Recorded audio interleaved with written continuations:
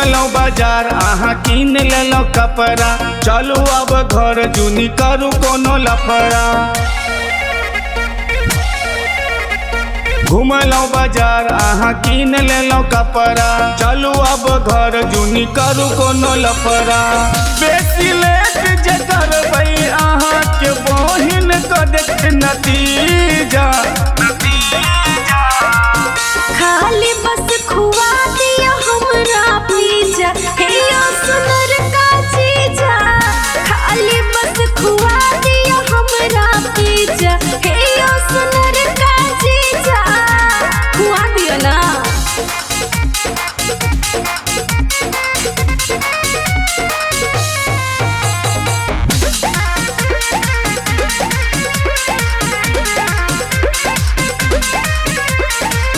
खाई में जलेट हेते सुनु हे ये साली, चैन से जीवन देत हमर घर वाली। बुझलिए हम दीदी के कहना मना लेबयो, आहा टेंशन नहीं करू समझा देबयो। करत जब लड़ाई तब भाग जब दुबई के लेके हम बीजा। खाली बस खुआ दिया हमरा पिज्जा, हे यो सुनर का चीजा।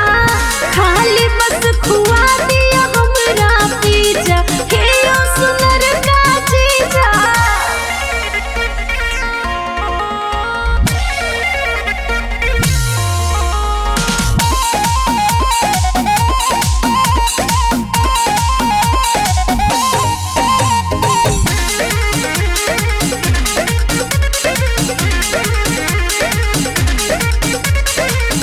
आहा जे लगौन चिसाली हमरा सा उम्मीद ये, चलू पूरा कर दै छी हम आहा के जी दिए।